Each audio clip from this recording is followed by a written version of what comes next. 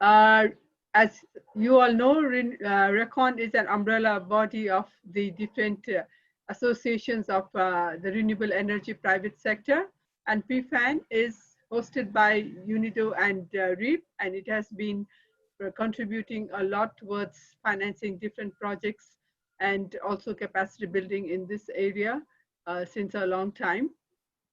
Just to be short, the objective of this webinar is to highlight opportunities for project developers in high quality climate resilient and clean energy projects in Nepal.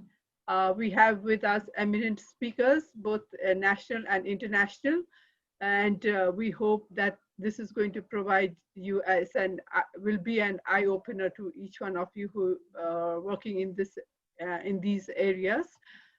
Just before we start the program, I would just like to give you some pointers regarding the logistics. Please keep your mic and camera off, and you can also pose your questions in the Q&A. And for the speakers also, as you are called to make your presentations, we request you to put on the camera and the mic as well. I think each of the speakers will be controlling their own presentations. As we move forward, if there are any clarifications required, we are here to help you out.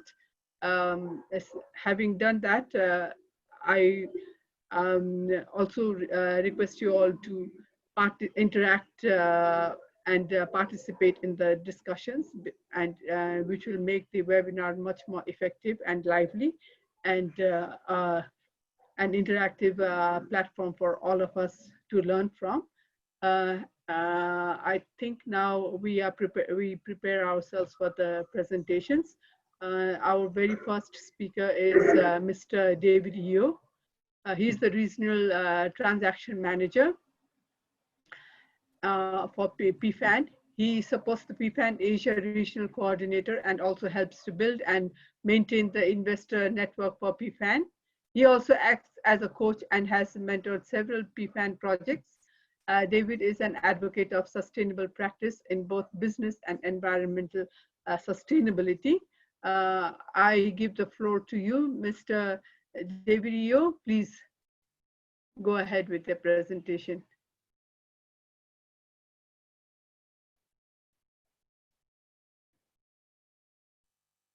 Mr. David. Thank you. Yeah, thank you very much, Dr. Indija. Before I start my presentation, I'd like to thank Sujan for inviting me to this webinar. It's a privilege, and although I have not been to Nepal, but I'm very excited to be given a chance to visit it in time to come. So about a month or so ago, my colleague Peter DuPont did a similar presentation on PFAN and how does it work. So I'm here to reinforce the presentation for revisiting audience who wants to see what's PFAN about, and I'll do my best, and I hope that by the end of this presentation you have a clear understanding of PFAN and how we can support you in your project and your clean energy development work.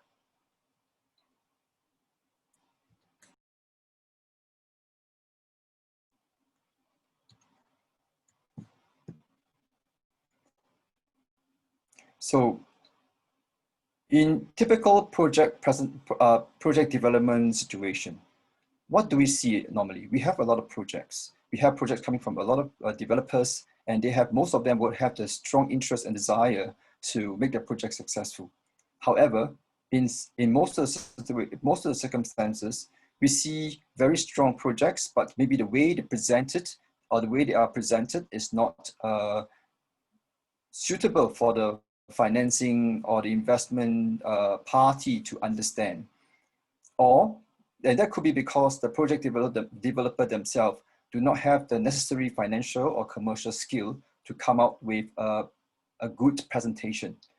Or perhaps in terms of the expectation of the returns, it may not be as realistic as it is, especially if projects have a lot of risk And also talking about risk, sometimes project developers miss out the most critical element which investors want to see, and that is how you mitigate your risk. So essentially, there are good projects, and I'm very sure there are even better projects. The question is how to make this project presentable so that the investor can understand and appreciate it. On the other side of the equation, we have a lot of investors, and a lot of them have situations whereby they are not very familiar with the situation on the ground. They might have a lot of misconception about risks. They might not have a good technology understanding of what the project is about. And they don't even know the business model because they require some teaching on the business model. And also because of all the situation, even if they can bring the project, they might go into a situation whereby they cannot successfully fund it. So that's where PFAN comes in. We are the one that will close up this missing middle. So we advise the project developer and then create the value add of making sure that the project reach a stage of what we call investment ready before we present it to the investors. So PFAN is not a company. PFAN is actually a global network of experts. In total, we have about 130 of us all over the world. And you can see from this map, we are presented in most of the developing nations. So in Southeast Asia and Asia itself, we have about close to 45 to 50 advisors. And these advisors are in the form of coaches. So all this we are being led by, each region is being led by a regional coordinator, and the regional coordinator is being led by our global coordinator. Also, later on, you will hear from Nagaraja Rao, which is our investment facilitator chief, and he will be the one that basically assess the project in terms of whether it is investment ready and ready for the investor to come in and finance the project.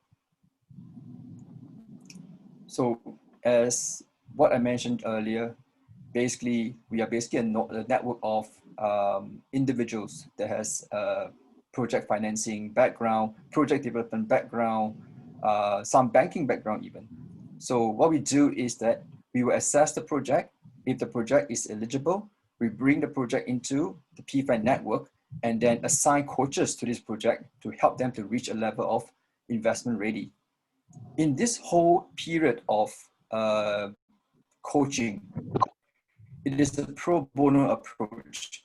We don't expect any kind of fee coming from the project developer. However, when we reach the stage of investment ready project, you then arrange for potential of a success fee. And this success fee in turn comes back to the PFAN network to finance our work, to create more opportunity to help other project developer in the region and across. So as I also mentioned to you, the structure of PFAN, we have the the global coordinator down to regional coordinator and then the country coordinator. We are hosted by UNIDO and REAP, and we are funded by a multi-party comprises of the following nations: Sweden, Australia, US, Norway, Japan, and Kigali. So what is the eligibility criteria for PFAN? As you can see, here are some of the areas that we are very interested in. A sample of them are renewable energy, like PV solar, biomass, and then we have rural electrification, energy access, water sanitization, ecotourism, and recently we also expanded to climate change adaptation, which include forestry, etc. So if you're unsure of whether your project is eligible, it's all right. You can still apply to PFAN, because what we need is just a few documents to assess whether or not it's eligible. And if you're eligible, we will inform you within our assessment period. And just to explain a bit more about the criteria and scope, as you can see in this chart, the two most critical things that we tend to look out for is that project must be commercially viable And then the team that managed the project must be an experienced management team. When we say experienced management team, we don't mean that it must be a group of manager, but whether it's an individual or it's 2-person or 3-person, these developer must have the necessary skill set to be able to implement the project. And then the other points that we will look at is whether it's technically viable, and then is there any development and gender impact on the surrounding area, and of course, most important, climate impact. What kind of project do we look at in terms of the ask amount? Our sweet spot is between 1 to 50 million US dollars. We do sometimes accept micro project that is, we call it micro project because the ask is less than 1 million US dollars.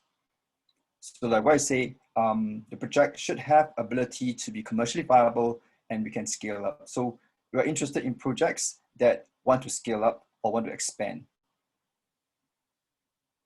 In terms of project type, it's very clear. We are definitely into project that's into renewable energy, clean technology, energy efficiency, any kind of project with climate mitigation purposes or climate adaptation purposes.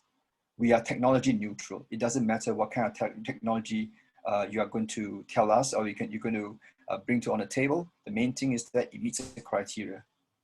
And of course, in terms of geography, it has to be from the least development country.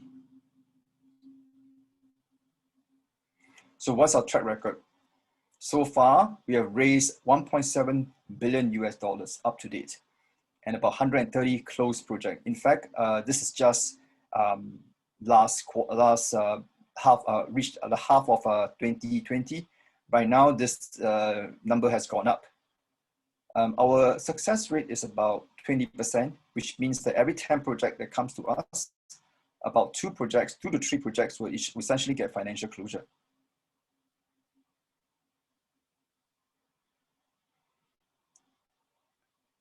One of my role in PFAN is to network and to also seek investment and network partners in the region. So as you can see, over the many years, PFAN has acquired partnership with all these partners, and this could be partners could be parties that are able to help us originate projects together.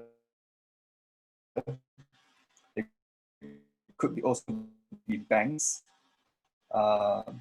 financial institutions, private equity. We are always in the lookout for investment partners or network partners to come into the network in order for us to synergize and optimize our effort to develop more projects and to bring more financial closure. This is PFAN pipeline for South Asia by country, a total of 46 active projects.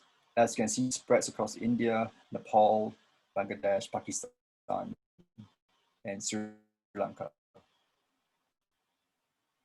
And there's South Asia, which is about 32 active projects. Again, like what I say, by now, this will have increases because we recently just finished our assessment, or rather we're still in the middle of the assessment for Q3. And now we're actively looking for projects for assessment for Q4. And then if you look at the pipeline or the distribution of project types, you probably can see in this chart how many projects are waste to energy, biofuels, solar, etc., energy efficiency, hydro, to give you a feel that we are pretty much technology neutral. And our aim is really to promote all these projects into the pipeline so that we can support you. So how can you participate? If you are a project developer, submit your project via our PFAN portal, which we will share with you later in after the webinar. And once the project is selected, we will assign a mentor for your projects, and this will be provided pro bono throughout the phase of your projects till they develop into a financial. Now you are in investors, we invite you to join us as a PFAN investment partner. So we can help to identify target together across the PFAN pipeline. We can understand your mandate more, and we can even look for project that's close to what you want. So that at the end of the day, we can also help to cross the bridge between project development and financing. And last but not least, if a climate and clean energy stakeholder join us as a network partner so that we can originate projects together, or we can promote clean energy, clean technology, renewable energy, etc. together. And this is how we then spread the word of PFAN and how we can help project developers in the region. So thank you for your attention, and thank you for allowing me to present this presentation. Any question, do reach out to myself, Peter DePon, which is the Asian Regional Coordinator, and of course my team support, Nancy Nguyen. Thank you very much, and over back to you. Thank you, David Yeo, for the wonderful presentation. And also it's good to know that we have somebody to walk us through this difficult path of realizing the projects and getting the investors in. I will have the questions, I think, at the end of the presentations. And if there are any questions, please, you can, the participants can put it in the Q&A. Thank you for that. I move on to the next speaker now, Mr. Susan Paudel, who is the country coordinator for PFAN in Nepal. And he also mentors clean and climate energy projects. He is an MBA graduate, and he has gained invaluable experiences in renewable energy financing while working for Clean Energy Development Bank. He also has an extensive knowledge and experience of manufacturing industries in Nepal. So I think we can make very good use of him, since he is already located within the country and has a vast experience in the sector. Mr. Sujan, please, the floor is yours. Thank you, Indiraji. Good afternoon and namaste to everyone, and a very warm welcome once again. I'm Susan Paudel, and today I'm going to explain the services that PFAN has to offer to the project developers and how the project developers can avail those services. So David has already explained what PFAN is, so I'll skip this slide for now. Global communities realize that the public funding alone isn't enough to fight climate change. So in order to combat climate change, we need to mobilize private investment as well. And private investment will come into this sector only if the projects are commercially viable. And that's where PFAN comes into play. PFAN basically acts as a bridge between the project developers, clean energy project developers, and clean energy investors. So there are many obstacles that we face while developing projects, more so in the case of infrastructure projects and country like Nepal. So PFAN addresses a subset of many obstacles, like lack of access to finance for the project developers, lack of knowledge, experience, and capability on the part of both the investors as well as the project developers. And we also find that there's a mismatch of expectations between the project developers and the investors. So we try to narrow that down as well. So while addressing these issues, we reduce the transaction cost for all parties. PFAN offers 4 primary modalities of support. So once the project is selected for PFAN support, PFAN appoints a dedicated mentor for the project. And in the first stage, the project developer works with the mentor, and mentor will analyze, screen the existing documents, the existing business plan, business model, revenue structure, and the investment structure, and uncovers the key gaps that needs to be addressed before the project can be presented to the investor. And in the second stage, we call it strategic advisory and mentoring. In this stage, the project developer will work with the mentor in revising the existing business plan, business model, in preparing the interactive financial Excel sheet, teasers, executive summary, investment pitch. So now the project can be presented to the potential investors. Now we move on to the next stage, which is we call investment promotion and outreach. PFAN has a dedicated investment facilitation team, and Mr. Nagaraja Rao will be speaking shortly after. He's the head of that, he leads that team. So in this stage, the project developer will now work with the mentor as well as the investment facilitation team in order to find the suitable investor for the project. PFAN also provides various platforms to the project developers so that they can pitch their projects directly to the investors. PFAN and the investment facilitation team also helps the project developer in negotiating term sheet, shareholders agreement, or any other activities that needs to be carried out in order to close the project. PFAN also provides tipping point technical assistance. This is a very targeted assistance that try to address the obstacles that are preventing from the projects getting the financial closure. We could have a situation, for example, where investor might say that I'm willing to invest in this project, but then first I need to have the impact study done. So in this case, what PFAN does is PFAN works with the project developer in carrying out this study at PFAN's cost. PFAN has a limited budget, but nonetheless, it's a very useful tool to have. So these are the four primary modalities of support that PFAN provides to the project developers. And there are other advantages of working with PFAN, like the access to deal pipeline for the investors, likewise access to finance for the project developers. It also adds credibility because PFAN has a very rigorous process of screening and selecting. So if the project is in PFAN's pipeline, means the project has to be good enough. And PFAN is based globally, so they have gained a tremendous amount of experience and knowledge. So we can leverage that knowledge as well. And one of the key aspects of PFAN is de-risking the project. And we do that by targeting the key risk points. And in doing so, we reduce the transaction cost for all parties. It leads to resource optimization. And as a result, the project's development progress gets accelerated. As David mentioned, the whole range of projects can now apply for PFAN services.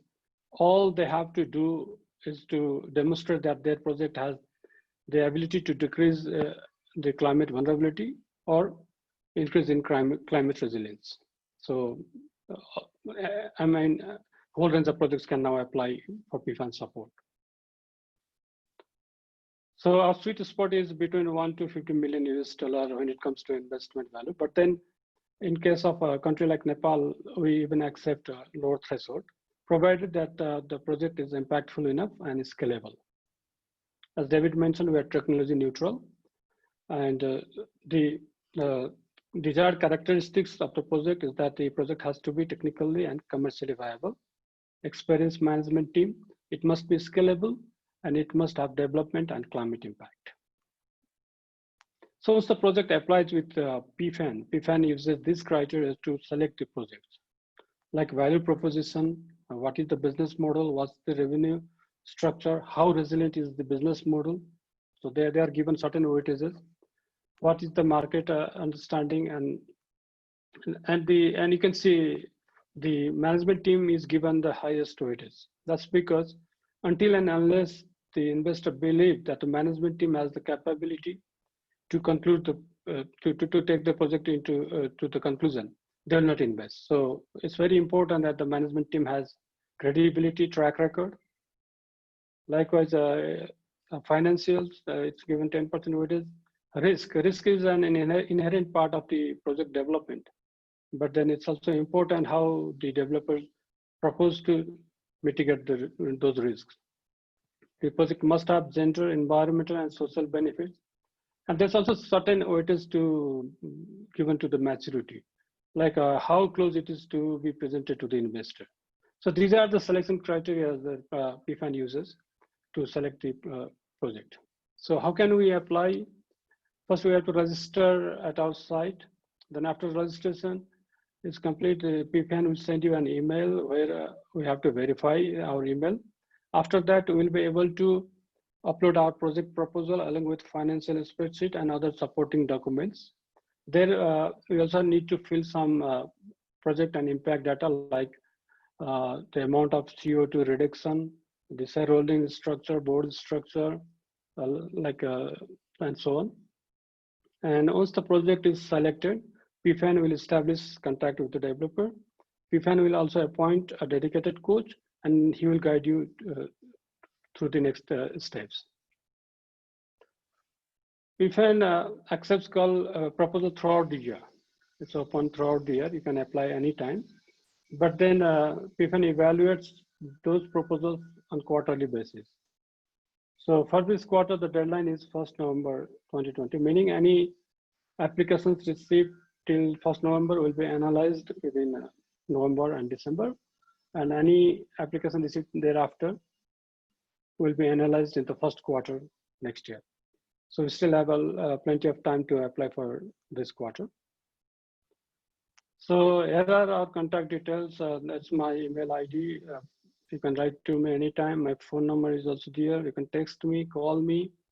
And if you need any assistance with regards to filling the application form, I can even send you step-by-step guide there. And if you feel like contacting our regional coordinator, that's his email ID there, Peter Dupont. And we have a very comprehensive website, pfan.net. Please do visit that site. It has lots of useful information for you. And if you have any question, please, you can use that Q&A tab. And also, we'll be happy to take your email or call after the webinar finishes. With that, I end my presentation. Thank you. Back to you, Indraji. Thank you, Susanji. That was a very wonderful presentation with an insight into what must be done on the part of the proposal developer and the type of support that will be provided from your end. And I'm sure it is going to be helpful for each of us who is interested in the process. And now we have another speaker, Mr. Nagaraja Rao. He's the head of investment facilitation at PFAN. He has been with PFAN since 2008 in various capacities as coach, country coordinator, and as Asia regional coordinator. He has coached projects in many countries and in the developing world. Several of these have reached financial closure and many have won awards of PFAN investors. Mr. Nagaraja is a chartered accountant from the Institute of Chartered Accountants of India. He has in-depth knowledge and decades of experience in finance and commerce. He enjoys employing his experience to bring together investors and project developers. He will be speaking on different types of funding. Mr. Nagaraja, the floor is yours.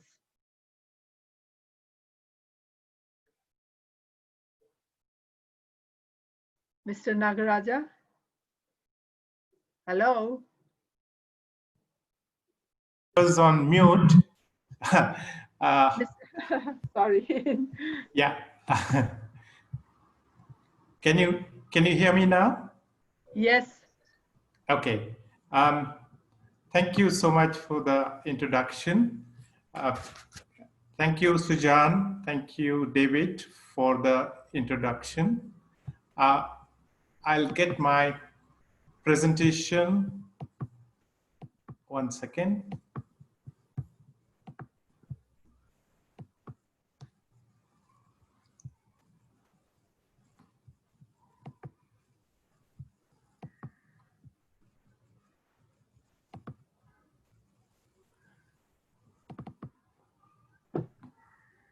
Dr. Indra, is it visible? Yes, sir. Yeah, yes. Thank you. Thanks. So today I will take you through some options for funding renewable energy projects. There are different types of funding. We select the right project with the right type of funding. The stages of the company and the capital structure determines to a large extent how successful the projects are in raising finance. You can see this graph here. Here you have the maturity scale and here you have the time. So on the maturity scale at an early stage, you have angel funding, incubators, and seed funding. Then we have the risk capital, then private equity, then it goes on to IPO. This is a normal cycle of a company growing from seed stage to IPO. If you look at the sources of equity investments, we have to start, the owner starts with his own self-funding, family and friends. The next stage is angel investments. Then we have the private equity, venture capital. And in the case of impact stories like, say, clean cooking stove or off-grid energy, solar home systems, we have something as impact investors also, who have more patience than a normal commercial venture capitalist, and also is happy with a lesser return but looks for social returns. This is a typical expected returns. It's a ballpark figure. Don't go by that this is some kind of a exact thing. For example, grants and subsidies, the returns are zero, but the donors are all governments and such organizations. 7 to 12% return is an impact development or fund, mainly philanthropic funds which are there. 6 to 12% is development, basically specialized investors, lenders looking for blended value. 8 to 18%, 10 to 18% is growth capital. We have private investors, strategic and industrial investors. 18 to 25% is pure commercial, private equity funds. More than 25% we have developmental or risk capital, and 30% is seed capital. As you see, the higher the risk, higher the return. So we have, based on how a company progresses and does better, we have Series A funding, what we call, which is the first round. So once a business has developed a track record, the scale of products and services is within the range of about 1 to 10 million. Series B, we have a proven track record of the company. They are wanting to expand, and it could be in the range of about 10 to 50 million. Again, these numbers depend upon the country, the markets, and a variety of variables, but this is an indication. Series C, now strong presence. They are looking for next level of growth, acquisitions, and providing early exit for investors. So in this case, many of the people, they come 1 to 2 years ahead of the public issue. They invest in the company, and in about 1.5 to 2 years time, they are able to exit, depending on at what rate the company will get quoted in the markets. Choosing an investor. So one should be very cautious, careful in choosing an investor. It's not that whoever comes with the money first is taken as a partner. One has to be cautious. Targeting your investors based on project maturity. There are people who like early stage companies, people who like later stage companies. All depends upon the investor's appetite for risk and return. Look for a long-term relationship, because in many cases, we have investors who are capable of funding not only the first round, but also the second and the third round. Don't forget your long-term plan, as sometimes people are tempted to change their long-term plan to suit the investor because they may get the money. So that is not a good idea. Clearly defined value addition as to why the company should exist. What is it that they are doing? What kind of service or product that they are providing which is not available in the market, or doing it in a manner that adds value to the shareholders. Referrals from companies where investors have invested in the past is an important criteria, because it clearly provides an idea of how the investor behaves with the projects. referral from financial institutions and other investors. This also happens often when you are meeting a banker or when you are meeting institutions, they may refer you to someone else. Professional conduct of the investors. This is very important because many investors also try to bunch the projects together, merge the companies together, sell off the companies together. So their way of looking at projects should match with your own idea of how you want to exit or how you want to exist. Both are important. The investor, it's clearly, when they look at a project, they look at you as a proposition to make money. Whereas a project developer is building a company and wanting to achieve something in his field. So one should be clear that an investor comes and goes, whereas the company will still be there. So therefore one has, it is the investor's job to invest and go out at a certain period of time or at a certain return. And therefore he's not going to stay with you forever. Assistance with business strategy, recruitment and fundraising. This is something that people do when they have large number of investments. They share their experiences. Partnering customer contacts and exist. This also happens where the investor is able to share their contacts with you for either a market reach or for human resources or for other things where common services are provided, is possible to provide. Exit possibilities. One of the key things that an investor looks at is, when can I exit this? And typically what kind of returns I'm going to get. So a secondary sale or a strategic acquisition, in this case, it happens quite often in smaller companies where there is no cash flow to this business in this model. There is a share exchange or share swap that happens. This is suitable for institutional investors or should be win-win combination and focus on growth. Mergers and amalgamation is another, where a bigger company takes over the smaller company. Like we often read about how a company is bought out by Google or Facebook or things like that. And the smaller companies make an exit because of that. While that was a short recap on equity, let's just look at it at debt. As you know, in renewable energy, especially the large scale IPPs, almost 70% of the funding happens through debt and about 30% through equity. So debt plays a very important role. The senior debt is the one where we have suitable projects mature and there is a steady cash flow and takes priority over other unsecured debts. Subordinated debts are one level below senior debt. In case of liquidation, after the senior debt is paid, then subordinate debt is paid. Then comes unsecured debt. Project finance is typically based on project finance that gets the cash that is generated from the project and does not depend on the balance sheet strength. So it is not so much on the collateral securities, but more so on the cash that is expected from the project finance. So, and some of them are non-recourse or limited recourse. This again depends on structuring of the product. Forfeiting is one such one, which is there for long term.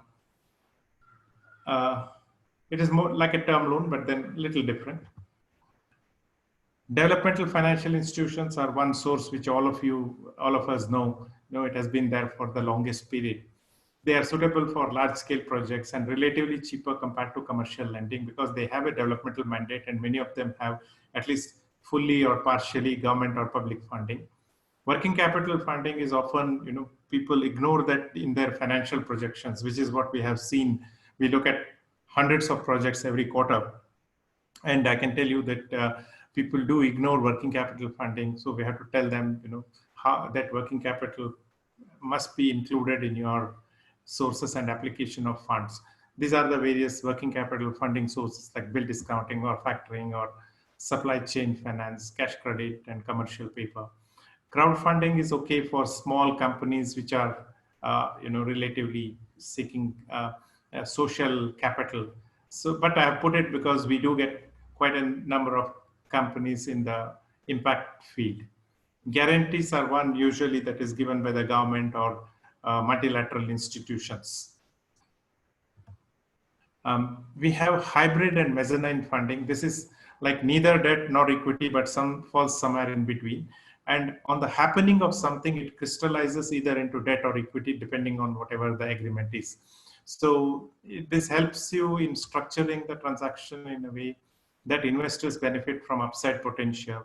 But at the same time, it is suitable for early stage projects where you can't divest a lot of your equity, but you would like to keep the equity for a better valuation. Allows development to improve, developers to improve the valuation. Longer terms and low cost compared to equity, because let's say if equity is 20% return, a mezzanine would probably ask you to give 14 or 15%, whereas the debt will be 10%. I'm just giving you the differentiation between the three because the characteristics of these products are different, and hence the risks are different, and hence the returns are different. Convertible preference shares are another type of instruments that helps you in structuring a loan or a equity, because preference share does not carry voting rights, and hence it has certain characteristics of a debt and certain characteristics of equity. Venture loans are fairly recent because this is something that where these companies provide loans to companies which have already been funded through venture capitalist or private equity. So they take a higher risk and therefore look at higher return. But compared to a pure equity dilution, these are cheaper. And this gives you, if you get the venture loans, it at least gives you 1.5 to 2 years of runway before you can go public or before you go for the next round of funding, and therefore has a very good value to the promoters. Convertible debentures are again hybrid, which can be converted into equity on the happening of certain things or on the after lapse of certain predetermined time period. So a quick takeaway: businesses need both the debt and equity. It just depends on how much of each depends on the stage of growth and how the business characteristics. They are suitable at various stages of the project. Understanding your credibility, capability, and capacity. Do not default, because whatever you do, the financial markets are very small, and it's very easy for people to get the credentials of any enterprise in a very short period of time. So do not overtrade, never. Overtrading is having less capital and taking a higher loan. It is good when things are going well and the markets are booming. The moment market contracts and your turnover comes down, like it happened in this unfortunate COVID thing in the last 6 months, the people who have taken debts are literally drowning. So do not use short-term money for long-term use. Then special circumstances have special solutions. You should talk to your coach about what the special circumstances are, and then there are products which help you to navigate such special situations. Say, for example, COVID is definitely a special situation. So we have the governments coming up with various incentives. We have banks coming out with certain extended repayment schemes and so on. But all of them carry certain cost, and therefore one should be clearly aware of what they are getting into. So take a reality check at least once in a quarter to see where you are heading, how much it is costing you, and where you started. Seek professional help, choose wisely. It's often that people think that professional advice is free, or they just ask a question if you meet somebody in the airport or in a hotel. That's not the way. You have to engage somebody professionally, have a definite deliverable, and rely on that help. So that choose your advisor wisely is how I would summarize how to fund a renewable energy project, or any project for that matter, but more so because we are talking in the context of renewable energy. Thank you. Back to you, Dr. Indira. Thank you, Mr. Nagaraja. That was a real good walk through the different types of funding and the tips at the end were the icing on the cake, which everybody has it in mind, everybody knows, but when it comes to practice, it's topsy-turvy. So Yes. thank you once again. Now we move on to the developer's perspective. So far we had from the investors' side. Now we move on to Mr. Gyanendra Lal Pradhan, who will be making points on the developer's perspective. Mr. Pradhan is a hydropower specialist and entrepreneur. He's an electrical engineer by training, and he is currently executive chairman of Hydro Solutions and National Council member at the Confederation of Nepalese Industries. He's also at the board of Canada-Nepal Business Chamber, senator at Kathmandu University, advisory member of the Independent Power Producers Association Nepal, executive member of many prestigious and country members and government associations like IHP, Committee Nepal, National Commission for UNESCO, Nepal, German Chamber of Commerce and Industry, Nepal Indian Chamber of Commerce, and many more. He's also holding the responsibility of chairman of CACCI and Asian Council on Water, Energy and Environment. He was the former chairman of Energy Committee, Federation of Nepalese Chambers of Commerce and Industry, and SAC-CCI, Council on Climate Change, Energy and Water Resources. Engineer Pradhan has been conferred with several awards and recognitions, and he also got the Best Entrepreneurs Award from the BOSS in 2005. Manager of the Year Award conferred by Management Association of Nepal in 2006, and Hydro Nepal Excellence Award in Energy Hydropower in 2010. Best Entrepreneurs Award was conferred by the Engineers Association Nepal in 2011, and lately Asia Honesty Entrepreneur Award conferred by Asia Excellence Entrepreneur Federation Malaysia in 2024 for its sturdy contribution in the field of hydropower and clean energy. And we are very proud to have such an eminent person amidst us. Mr. Gyanendra Ji, the floor is yours.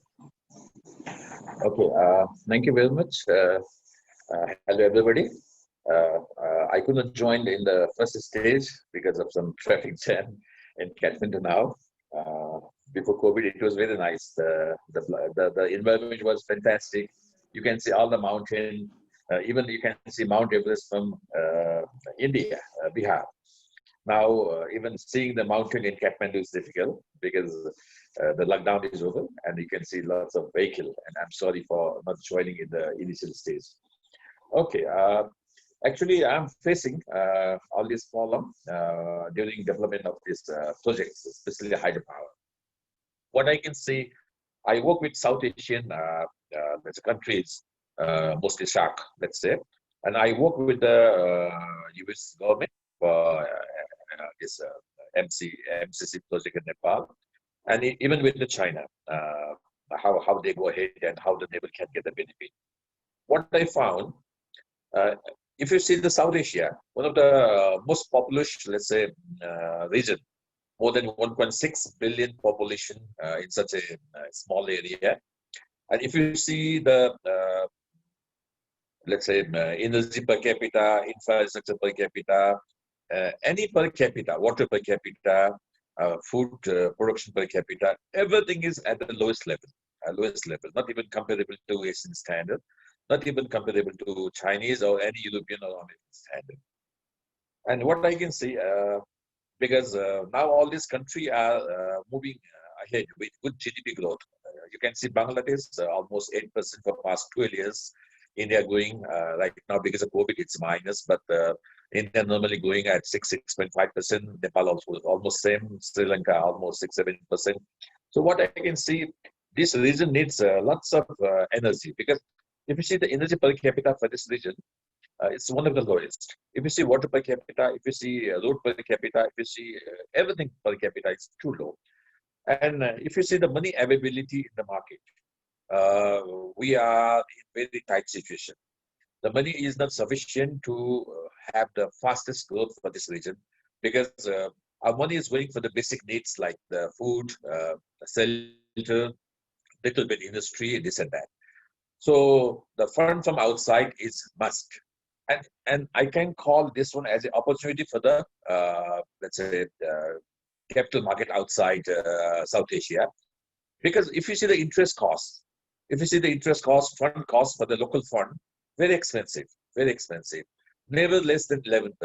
It's coming 12, 13, 14% in Nepal or India, or you go to anywhere. Even Bangladesh is more expensive because the demand for money is very high. And the feasibility for the projects, the different projects are fantastic. If you see, mostly as a developer, what we do, we never go less than 20% ROE. Getting 20% ROE in other country, other than South Asia, is very, very difficult. The reason being the shortage of fund. The value of the PFAN is very high for this reason. And the way the country is opening up the policies in India or Nepal or any other country in South Asia, I can see need for even in Nepal is very high. I'm hydropower developer. Our bank can finance small projects. They are financing till now. What we have potential, the bank can finance not even 2-3% or 4%. So bringing fund from outside is must. That's why the government policy is very much favorable to bring the money inside Nepal or inside, let's say, India or inside the South Asia. Any country in South Asia welcome FDI or the capital injection for the development of the this thing. And it's obligation for the, let's say, developed country also having a huge capital, because now India is number 4 in power pollution. China, US, and Russia, and number 4 is India. But if you see per capita power energy consumption, which is mostly from the polluting, let's say, media like the cow dung or the wood, forest, this and that, we are really very big threat for the global warming in the future. I can see the Kathmandu picture during COVID when there was no pollution, and if I see now, oh my God, I don't believe Kathmandu can be that clean. Same like Delhi, same like Dhaka, same like, let's say, Ceylon, Sri Lanka. So this pollution is not confined to the country. If Nepal makes some pollution, India produce some pollution in power, that's not going to confine only in India. It's going globally, and the global warming effect, the biggest threat is coming from South Asia. Other countries are improving. Other countries are the pollution level is going down. Like China is saying by 2060 they will be, let's say, surplus green power rather than polluting power. But everything is negative in Southeast Asia. So bringing fund not only helping to make profit, bringing fund is helping people sitting in the developed country having big capital to have the good life and the pollution level low and less effect of this global warming also. So what I can see, energy, especially my topic. If you see Nepal, our annual budget for all our development, for all our need is only $13 billion US, only $13 billion US. Whereas annual energy need for Nepal is more than $15 billion US. So our energy is the biggest cost, much more than our annual budget, which takes care of everything for the country's development. But energy costs. So if you go to India also, it's the same thing. Like India, the pollution level is going so high, and it's coming from the, let's say, power pollution mostly, and this vehicle pollution, of course. So if we don't take care of this, let's say, clean energy initiative, South Asia will be targeted. South Asia will pollute the whole globe. South Asia will add to increase this global warming effect, and we will suffer the most. Sorry. And I can see when I used to walk hiking or trekking in Himalayas in my childhood, let's say 30 years back, 35 years back, I used to see the snow line much below. Now, if you see the snow line, it's going up and up. Pakistan is in big threat because in Pakistan, the water coming in the river is maximum from the glacier. The rainfall is less. Luckily, Nepal is a little bit lucky because we are east and west stretched and all our mountains are so high. So any water vapor coming from the Indian Ocean is not going to China. Only 8% Indian, the vapor is going to China. That's why Tibet is so dry. Whereas 92% water is coming to the whole South Asia region. That shows that to make our water more valuable, we have to build dams. And sometimes people get confused because of environment problem in dams. But if you see dam in Nepal, and if you see water dam in, let's say, developed country, it's totally different. In developed country, the next to lake, next to rivers are all developed. So you have to move a lot, so many people. In Nepal, people threat government. People bring rally to tell government that please buy my land. I'm not having any facility next to the river. If you buy land and make dam, I'll have more facility, I'll have more finance to buy a better land or better facility or the paved road or the education, something like that.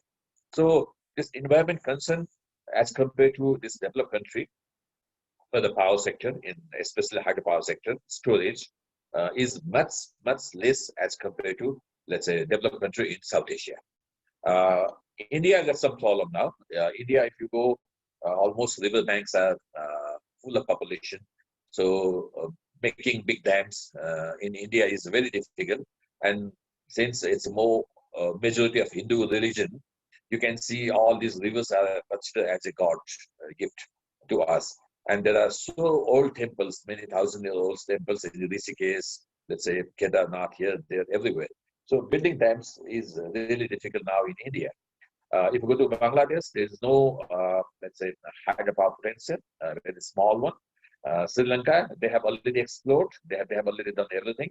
So it lies only in Nepal, maximum, which can be 100 GW. People call it 83 GW, but in our calculation, we found it's possible to go up to 100 GW, or not this past part of India, or some in Pakistan. So if you see the FDI position right now, the biggest FDI is coming only in energy, that's in power sector. It shows that for other sector, for industry, for other things, there are many other competitive advantages in other sector. I can see for tourism in Nepal, Myanmar is most more competitive. Myanmar government giving lots of facility. But if you want to do energy and hydropower, this is not confined only for the Nepali market. Now, Nepal already signed agreement with, let's say, Nepal, India and Bangladesh. Bangladesh already saying, please give me 4 GW, 4,000 megawatt power as quick as possible for my peaking. You know? And the way solar power is coming, solar power helping us during daytime to make our power cheaper. You can see in India, the daytime power price is going down and down. That's making the lower class people and the lower middle class people the energy affordable for them. But if you see the evening price, energy price is going up and up. So if the fund is available from outside for the projects at cheaper price, I can see the condition which I saw for the PFAN rate of return and the areas of investment, everything is perfectly matching with South Asian requirement. So let's work out for the Nepal what can be the projects in future. And naturally, there are many private sector looking for this fund from outside, and the government policy is very much favorable. If you see the FDI investment in Nepal from Norway or let's say from USA, they are taking the money back. So there is no risk of any foreign currency problem in future or this and that. So I can say this seminar will help each of us to make Nepal as a destination for the investment for the global benefit. Thank you. Sir, alikati chhataunu पर्यो. Video. Please go ahead. Thank you, sir, for giving us this preview about what is possible in the country and what areas we should look into for investment. Now our last speaker is Mr. Vishwabhushan Amartya. Many people know him, especially those working in this sector. He has 35 years of professional experience in private sector, government, non-government, as well as in development agencies. He was senior advisor in energy sector assistance program funded by government of Nepal, Denmark, Norway, and others. He was the vice president in a reputed hydropower company, energy planner in government organization. His engagement with practical action and practical action consultant focused on non-government initiatives for distributed and decentralized energy systems that are inclusive and are based on people's participatory to ensure economic, social, and political sustainability. He has an engineering bachelor's degree from the University of Jodhpur, and that is in India, and a master's in applied science and systems design engineering from University of Waterloo, Ontario, Canada. He has taken up numerous assignments as a consultant, team leader, in-depth project, result-based financing, a project for cook stoves market development and access to finance of GIZ-funded projects. And he was also the team leader for capacity building on energy access and climate data to faculty of University of Dawi, Myanmar. And he was also the team leader of GF project formulation for UNDP, RERL, and on mini hydro and large-scale solar PV systems. And there are several more. And I would like to invite Mr. Amartya to start with his presentation. Mr. Amartya. Okay, thank you. Can you see my screen now? Yes. Okay, thank you. Thank you, Indiraji, very much for very elaborate introduction. Even I do not remember all those things that I did probably. Thank you very much. My presentation today is a little bit different, as we usually call hot cake. So I am not going to discuss a lot of things. I'll try to be as short as possible, but try to, bring some pointers to our brain or to our minds to see why we are really having issues with, financing climate and clean energy projects.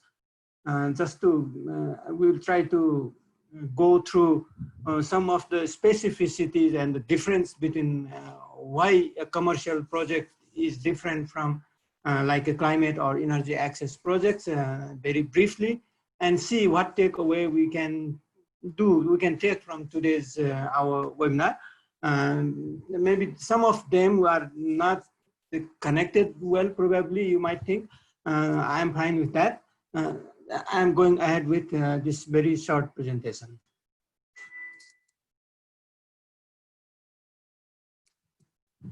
Okay, see, I am just now trying to highlight some of the things that comes across my mind when we talk about commercial project financing, which we are going to differentiate with energy access or the climate project.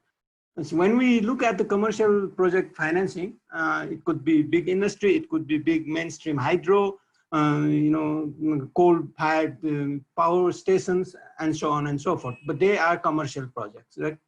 What are the things that we can definitely list out about the commercial project is their risks and uncertainties are predictable.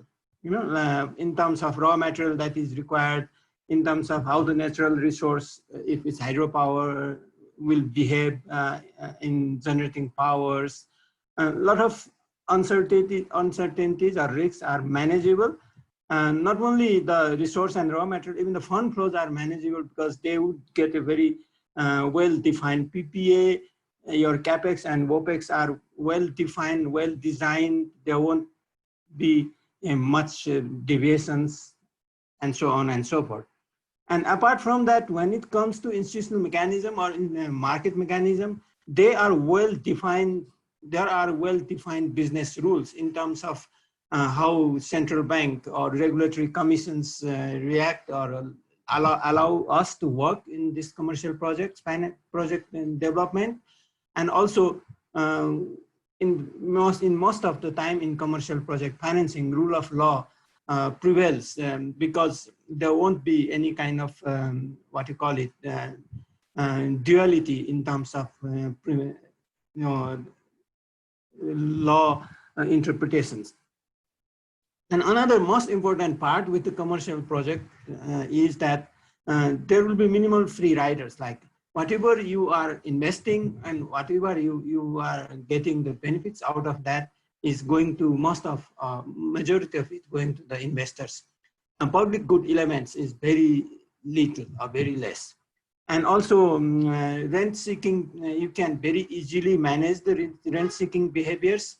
You know what rent seeking behavior already is, right? For the people who are not really putting their investment, but because simply the project is using some of the institutional mechanisms and things and so on and so forth, and this rent or some benefit is sought by certain institutions or certain individuals. Those are also very minimal when it comes to commercial project financing. Other things are like fund availability financing institution is one important aspect in commercial project financing. There's a very strong possibility that financing institutions can do internal fund mobilization through like power bond or equity raising and so on and so forth, that Nagaraja already discussed it or have highlighted the different possibilities. And another with the commercial project financing is that it's much easier or much convenient to raise even the external funds like foreign direct investments, whether it's for equity or for debt. And these are the requirements or the characteristics of the commercial project financing. And another part we can also observe is market for the product of commercial projects or commercial endeavor is that there's a definite, or there is a strong, well-defined market, and people are willing to pay the price for services or goods that they get from these commercial projects. And the skill of the labor or the skilled labor, like engineers or even non-skilled labor, the market is also quite defined or quite easily accessible for commercial project financing because of their location and the other characteristics. And the economy has already demonstrated, would already demonstrate that the possibility to analyze the trend of the market, trend of the demand and supply of raw material, etc., and projecting them for the future becomes much easier when compared to other kind of projects like that we are talking about, like climate projects or the energy access projects. Now, coming down to energy access projects, and their features are compared to the previous ones, compared to the commercial projects, the market is very small, and also because of the lack of economies of scale, the per unit cost usually tend to be high. For example, like if you are doing a solar home system projects for say 10,000 household or 1,000 household in certain small remote area, per unit cost of energy delivered would be much higher than normal commercial energy projects. And another issue with this energy access projects will be difficulty in managing local after sales services because of the unwillingness of the experts or the skilled labor or skilled persons to stay or go to the remote areas, or at least that will cost much higher than its counterpart. And being in the remote rural areas, usually poverty is quite rampant, and their affordability and willingness to pay the price of services or for the energy or any other climate products will be very small, very low.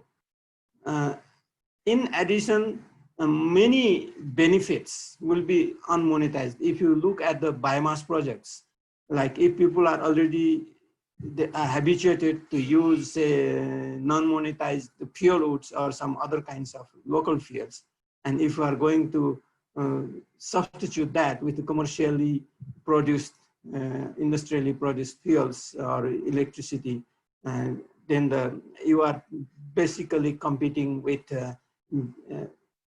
substitution or the alternative that doesn't cost anything compared to what you will be, asking them to pay for these new products. And at the same time, because of all this unaffordability, low willingness to pay, competition and all that, usually what we have seen in case of Nepal is like a micro hydro project or especially on grid, not non-connected, isolated this energy projects. Their installed capacity is grossly underutilized. Most of the time is below 25%, which means, the possible revenue loss of the investment sometimes goes as high as 60 to 75%. This is, I'm taking example from the micro hydro projects. And being in the rural or remote areas, access to road infrastructures or access to finance, etc., will also be very low. And there will be very strong presence of public good element, that is with respect to free riders. And also the rent seeking, it will also have to confront a lot of issues or problems due to rent-seeking behaviors of institutions and individuals in the rural areas. So the result is, when we now compare these two, like access-related projects are dependent on financial reliefs that we have often seen, like tax benefits and the subsidies from the government, at least to make them financially viable in the short run.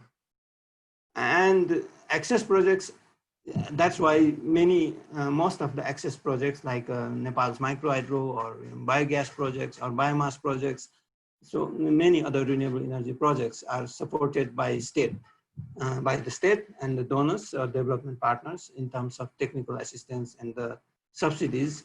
As soon as we look at this role of subsidies, although it reduces capex or the capital expenditure or even sometimes they also subsidize interest and things like that. So part of the OPEX also. There are negative implications of depending on the subsidy. One thing is the amount of supports that is mobilized by state or development partners, they do not meet the total need of the society. So that means there will be more demand for those supports than that is available. That will cause market stifling, means market growth will not see, or market will not see the growth that would have been possible if there has not been subsidy. And this has been seen in many occasions. But I'm not really saying subsidy is bad. Most of the time, subsidy has played very good role when we have to introduce the technology, new technology, when we have to introduce the new mechanisms and things like that as a kickstart for the sector.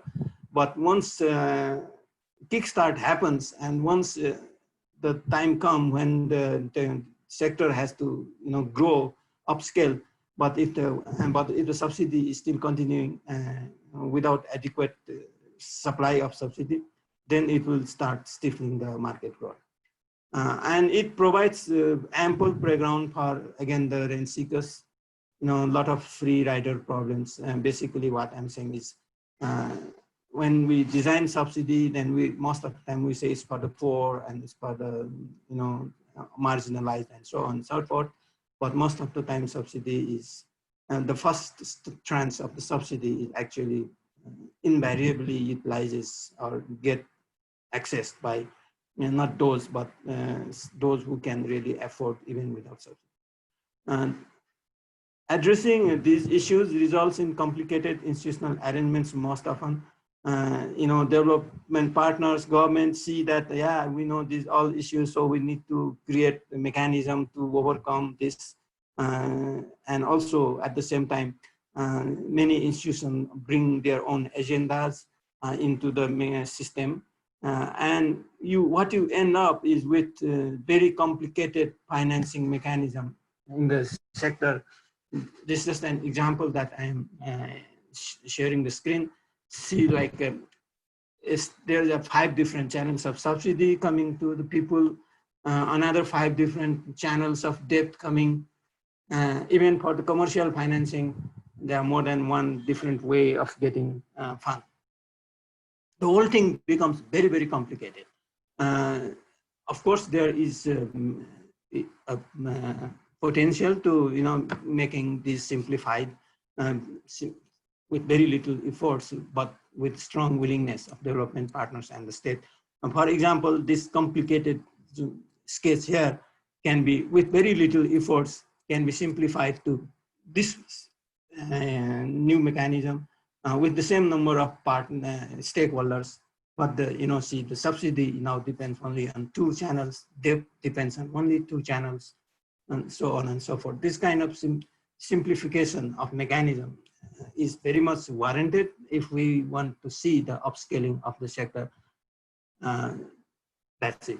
And then, well, for today's way forward with the PFAN, now I'm trying to link how can PFAN actually address some of the issues. Of course, all the issues is not within the mandate or not possible, will not be possible for PFAN, but it can definitely help addressing some of the issues, both in commercial as well as access related project that has links or that you can connect with the climate change or climate issues. One thing it can do is bring us international experiences and knowledges and capacitating and assisting our project developers in preparing project document, and like preparing the documents that are bankable or financeable and so on and so forth. And also identifying project finances within and outside the country for debt as well as equity, and also link and coordinate project developers and financer and other technical input providers. With that, I come to the end of my presentation, and hopefully it has given us some food for thinking. Thank you very much. Indiraji, over to you. Thank you, Mr. Matyaji, for that overview on the comparison between commercial and energy access projects, various actions that are required in the 2 areas. And I think you have ended up your presentation with with words that are also revolving around the minds of our participants. And thanks for the wonderful presentation. Now, as we move forward, we have amongst us Mr. K.R.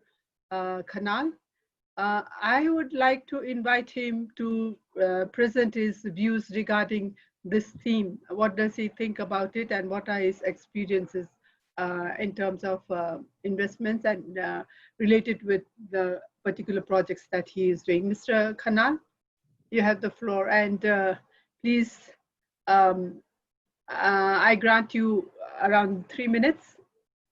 Mr. Khanal, are you there?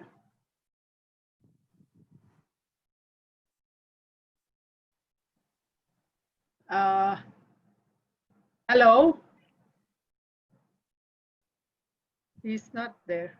Okay, I think now because of want of time, we should go to the Q&A session. There are several questions in the Q&A box.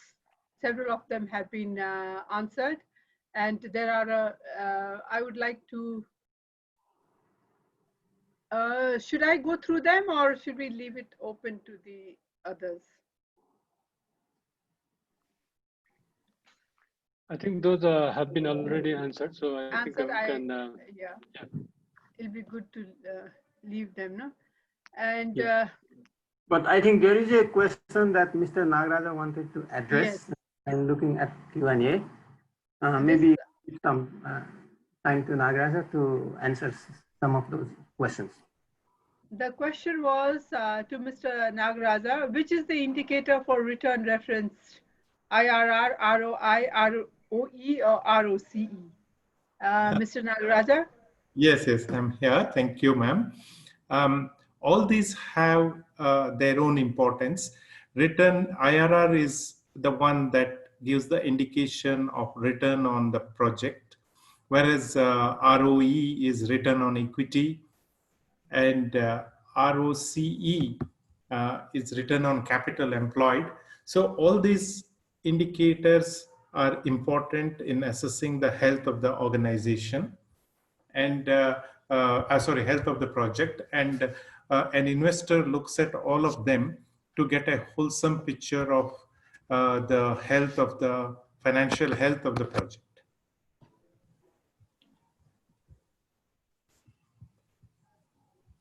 Hello? Yeah. Was it clear, ma'am? This question was from an anonymous attendee. Yeah. So I hope. No, but you could hear me properly, right? Because, in this virtual thing, we don't see the audience. So we have no idea. Exactly. Yeah. And there are a few questions, I think, that are seeking for responses. Just before I open the floor, a few questions that came forth was in this order. How long does it take for the project to reach financial closure stage from the application date? See, the process is like this, that each quarter we look at all the projects that have been submitted. It is an online submission. So once in a quarter, we assess for eligibility and selection. And there is a team which looks at the project selection. Once it is selected, then we allot a coach. The coach works with the developer and they both decide, how long it would take. There have been cases, PFAN is now about 11 years old, ma'am. We have closed projects in about 3 months' time. And some projects also have taken nearly 1.5 years, 2 years, because some of them, when they come to PFAN, they are very early stage, or they are waiting for some permissions, or land acquisition has not happened, or PPA is not signed. Those kinds of things are there. If everything is ready, then probably it could be taking anywhere between, say, about 2 months to 4 months is, I would say, how it is. But it depends upon the maturity of the project and what they are asking. Sometimes even the developers, they are very ambitious. Their valuations are very high, or they request for loans which are very finely priced, or some of them even look for subsidized loan. So it all depends upon how we are able to do the best matching for their requirement with what is offered in the market. I think the second one was already answered, but let me go through the question again. Considering the size of the market, many projects will fail to reach the PFAN's desired investment threshold.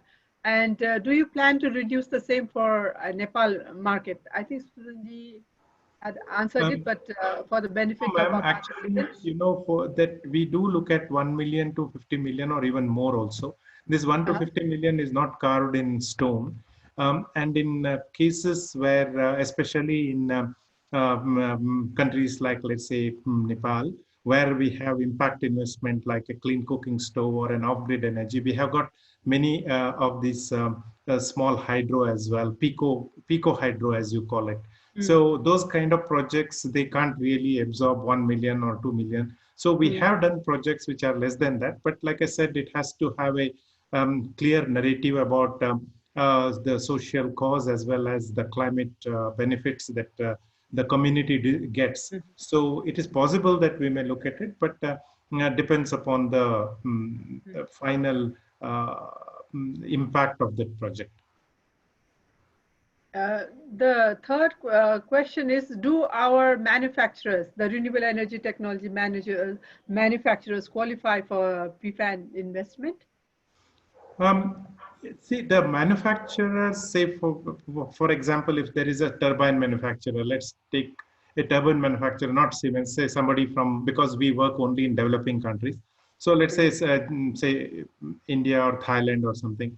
Now, if they are setting up a project and they are applying to us on behalf of that project, yes. But if it is only for producing turbines, then no, because we have to see the impact, because the mandate for PFAN is twofold. One is how much power we are able to generate, which replaces the greenhouse gases. So the green power is what matters, and how much investments we are able to generate from the private sector. So those are the two broad mandates under which PFAN works. And one more is PFAN has this global reach, and given the advantage in terms of technical and financial know-how, do you also plan to transfer that into the Nepalese market?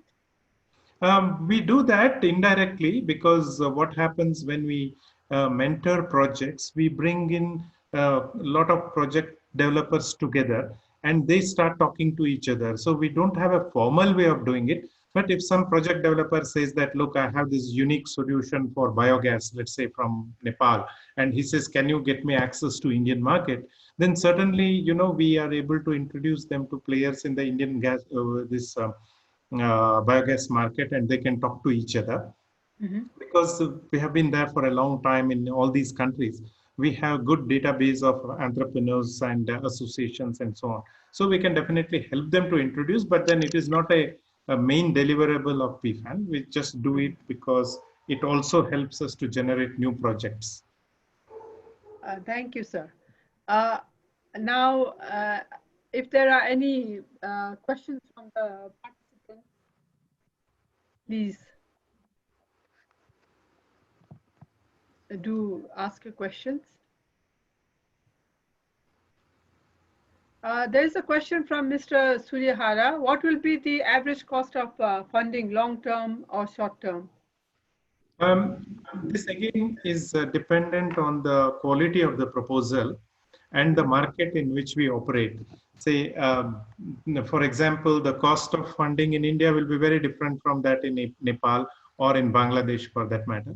So what we do is that because our coaches are located locally, say, for example, in Nepal, we have 3 coaches, and Sujan is also the country coordinator. So when they look at the local markets, they try to get the best possible rates for the project that is in question. So I would say that it is a risk-adjusted return that is that makes sense to the investor. So we may not have any subsidized schemes or anything like that. So because we leverage the private sector funding. So based on the risk perception of the project, we try to get the best rates possible for the projects. There's a question from Mr. Suman Basnet. It is to Mr. Amartya.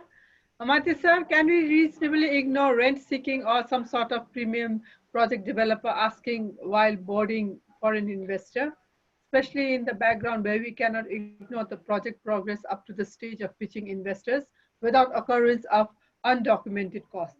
Mr. Amartya. Yeah, it will depend upon the, yeah, I can understand the question.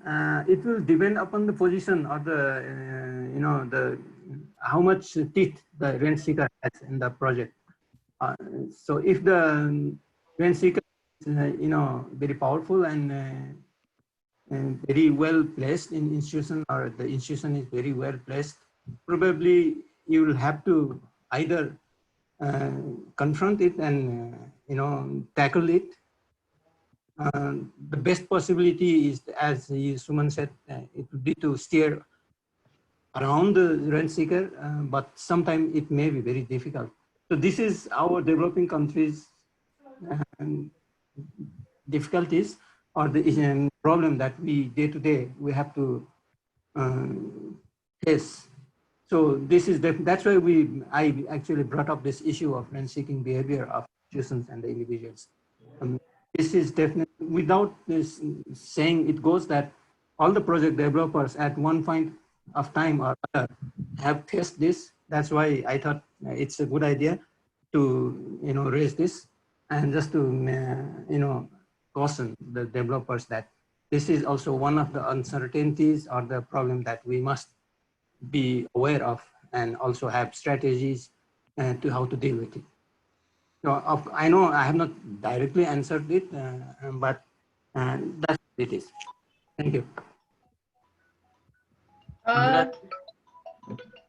There is another question from Mr. Abhi Baskoti. This is for our PFAN speakers. What is the cost of funding in Nepal? If I understood correctly, the funding cost is taken from the fund after acceptance. Is it right? I think he's talking about the service charge. Mr. Abhi Baskoti, if you can clarify your question.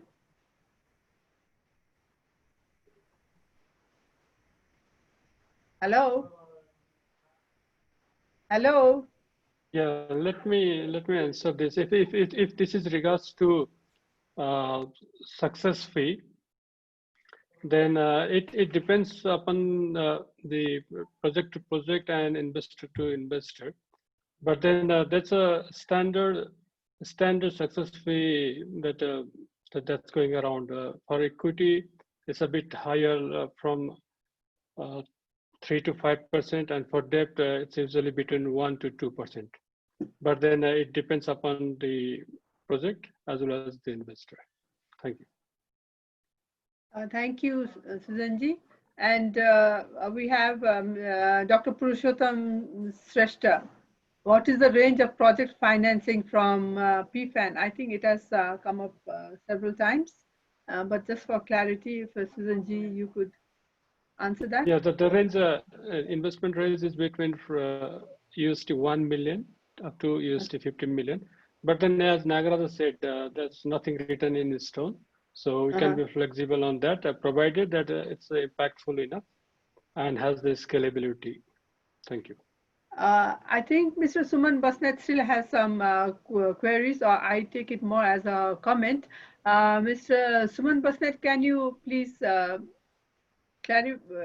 go ahead with this clarification or comment? I'm a little confused. Sumanji. Hi, if I may speak, thank you for letting me have my word. Yeah, can I speak? Who is this? Yes, Sumanji. This is Suman Basnet. Yeah, please go ahead. Well, thank you, and it had been a very wonderful session so far, and thank you. All the presentations were very wonderful. And questions, one of the questions I was wondering is, probably Susanji can help me out here in terms of like when we talk about financial close, there would be more than one investors, and in many cases, project developer have assigned some firm to find their investors as such as a fund manager or whatever you can name it as. In that context, do PFAN entertain the representative of a project developer, or PFAN needs the project developer itself to pitch in their project? That is my question. Your question is to Mr. Susan? Right. I understand. Right. Susanji?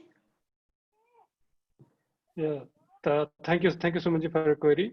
Yeah, I mean, in that case, I mean, I think both can represent the project developer.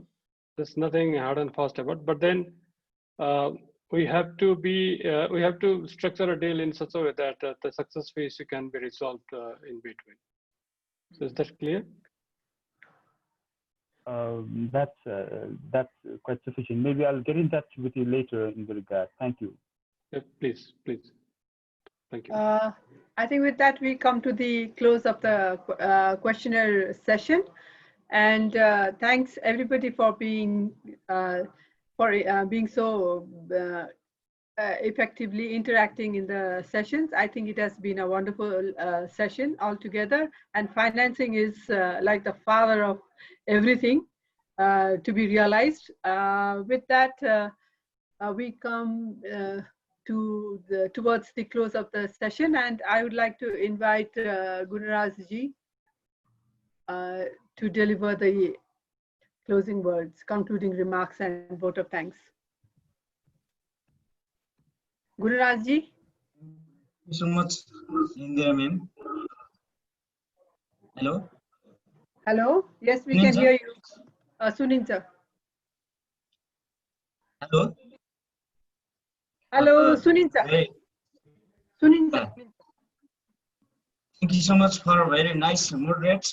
And I am in Pune, so there is some internet problem. So sorry for that. And I would like to request to speak in Nepali for very clear understanding to all the participants.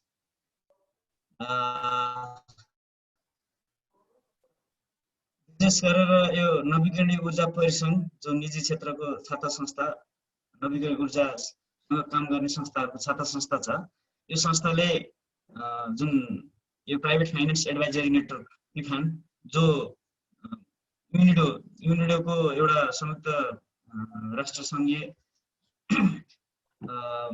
Development organisation जुन छ विकास संस्था, तर यो नवीकरणीय ऊर्जा तथा ऊर्जा दक्षता साझेदारी संस्थाको सहयोगमा सञ्चालित नेपालमा नवीकरणीय ऊर्जा क्लाइमेट चेन्ज रिलेटेड प्रोजेक्टहरूलाई फन्डिङ गर्नको लागि इक्विटीमा फन्डिङ गर्नको लागि कस्तो प्रोजेक्ट सुइटेबल हुन्छ त्यसको आज जुन प्रेजेन्टेसन भयो, हामीले प्राइभेट सेक्टरको इन्भेस्टमेन्ट इक्विटीमा इन्भेस्टमेन्टको सपोर्टको लागि चाहिँ विभिन्न यस्ता फाइनान्स एडभाइजरी संस्थाहरू त्यो विभिन्न फन्डिङ एजेन्सी जसले जो विदेशमा कार्बन उत्सर्जन गर्ने कम्पनीहरू इन्भेस्टमेन्ट पार्टनरहरू हुन्छन्, नेपाली पार्टनर र इन्भेस्टमेन्ट पार्टनर FDI अन्तर्गतबाट एउटा साझेदारीको रूपमा लैजाँदाखेरि नेपालमा जुन अहिले वैदेशिक लगानी भनेको जुन रेमिटेन्सबाट मात्रै भइरहेको अवस्थामा अब इन्डस्ट्रीको डेभलपमेन्टको हिसाबले इन्डस्ट्रीलाई ग्रो अप गर्नको लागि अन्तर्राष्ट्रिय हिसाबमा सफल भइसकेका कम्पनीहरूसँग एउटा साझेदारी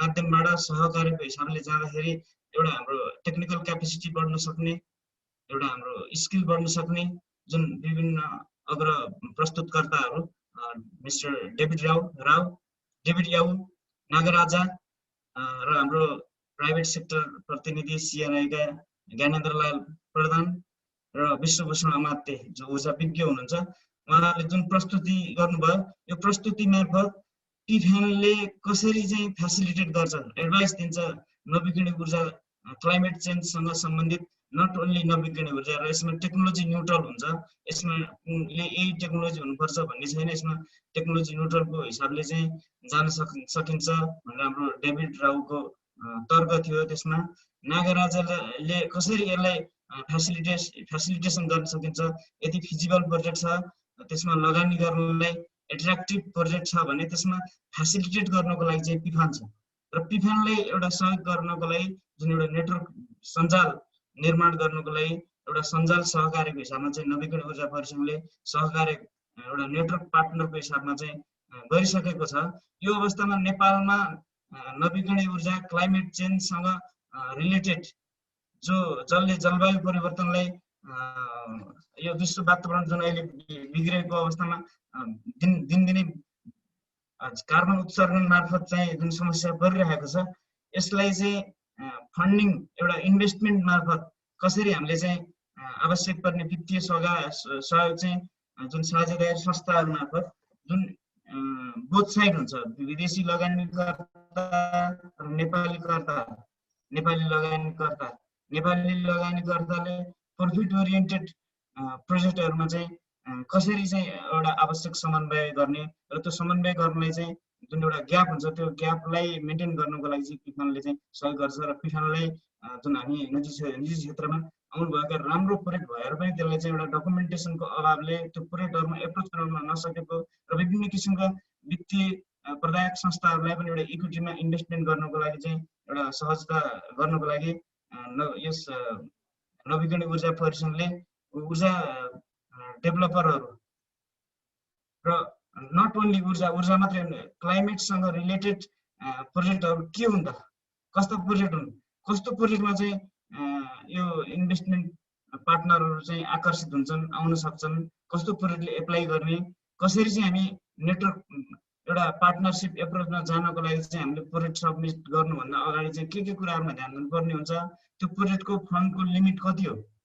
कतिको प्रोजेक्ट भयो भने एट्र्याक्टिभ हुन्छ र भएको प्रोजेक्ट भइरहेका प्रोजेक्टहरूमा पनि हामीले एप्लाई गर्न सकिन्छ कि सकिँदैन र हामीसँग जस्तो electric vehicle, cable car, water pumping, solar water pumping, micro hydro, mini hydro, large hydro, कस्ता प्रोजेक्टहरू जुन अहिले हामीले गरिरहेकै प्रोजेक्टहरूमा कसरी हामीले इन्भेस्टमेन्ट पार्टनर चाहिँ छान्ने, हामीले उनीहरूले कसरी छान्ने, हामीले उनीहरूलाई कसरी छान्ने, त्यो बिचमा चाहिँ हाम्रो बिजनेस डेभलपमेन्ट प्लान कस्तो छ त, कुन अर्थमा हामीले कसरी कति % सेयरमा चाहिँ उनीहरूलाई पार्टनर बनाउन सक्छौँ। र उनीहरूले एउटा यो हाम्रो ज्ञानेन्द्रलाल प्रधानले भन्नुभयो यसमा जुन नेपालको ब्याङ्कको ब्याजको दर जुन हाई रेटमा चाहिँ हामीले इन्भेस्टमेन्ट गर्न बाध्य परिरहेछौँ भने यो अन्य बाहिरी देशका पार्टनरहरूसँग मिलेर जाँदाखेरि हामीलाई त्यो एउटा ब्याजको हिसाबमा फाइदा हुन्छ। अर्को कुरा, हामीसँग इन्टरनेसनल एक्सपिरियन्स भएका हाम्रो क्यापेसिटी बिल्डअप गर्नलाई एउटा project डेभलपमेन्टको document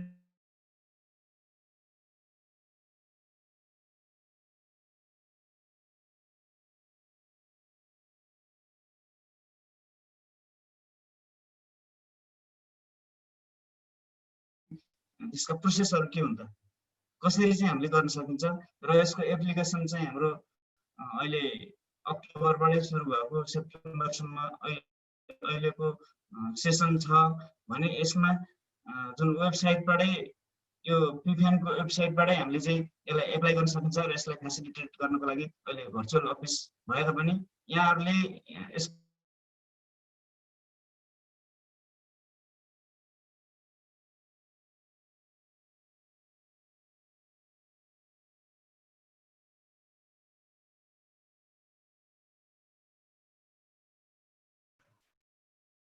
Gunraj sir cannot hear you.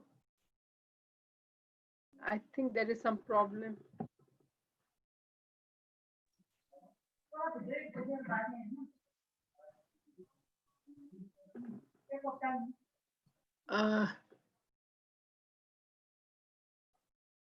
Gunraj sir, I think there is some problem with his system. I would invite Mr. Susan Podell to conclude the session. Susan sir? Thank you, Indraji. Okay, and thank you to all the panelists who have contributed significantly to this webinar, and thank you to all the attendees. I think we have a lot to work in this energy sector, and I'm sure PFAN can be of great help to the aspiring project developers. We look forward to receiving your applications, and I'll be very happy to assist you in case you require any information with regards to PFAN or with regards to application submission. And you can contact Mr. Nagaraja Rao directly should you require any information with regards to investment facilitation. I'm sure we can work out for Nepal market in a very efficient way. Thank you, Gyanendraji, for putting up Nepal's perspective, and I'm sure Mr. Nagaraja Rao and David Yu, they have noted down the immense possibility that Nepal has, and immense amount of investment that's required to make this energy thing happen in Nepal. In Nepal can be a regional energy hub, and I'm sure PFAN can contribute at least to extent in that aspect.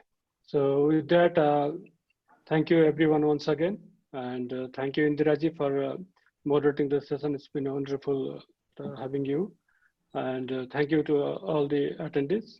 With that, we end this session. Thank you. Thank you. Thank you. Thank you, everybody. Thank you. Namaste. So, Namaste.